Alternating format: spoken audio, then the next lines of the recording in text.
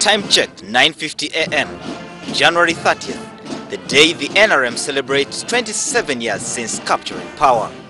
Our crew is set at the home of a man whose name has rotated on the cabinet lists of most of the governments that have led this country. Our mission? To find out how he is going to spend a day that once had him join fellow ministers and Ugandans in sharing the joy. An opposition leader now, Jaberi Bidandi ssali casually walks to meet us, cracking a couple of jokes about our early presence at his home. He politely asks to be allowed to first take his breakfast, a variety of fruits, before settling down to our point of discussion, NRM at 27. Bidandi clearly recalls what this day meant to the group of citizens who were lucky to witness the takeover in January 1986. At that time, of course, it was celebrations in the real sense. People were full of hope. People believed that a change had come, a change for the better.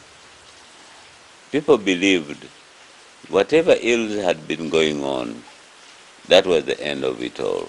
In the words of the old man, most in the generation that witnessed what in his own words was once a fundamental change have drifted to a stage of disillusionment as the country returns to the situation before the NRM takeover.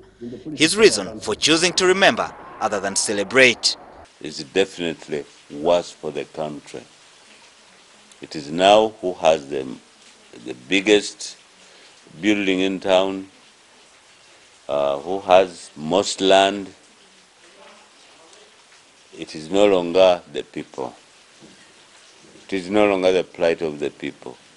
Whether women die giving birth on verandas of dilapidated so-called hospitals or health centers, that's no longer an issue.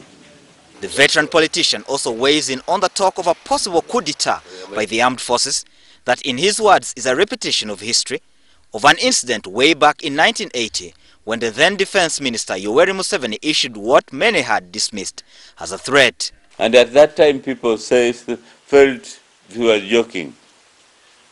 In fact, later Obama said, "Let him go, we shall meet him there and we shall leave him there." And we laughed, people laughed at it. So when today he makes that statement, you take it differently, but for me, I take it differently.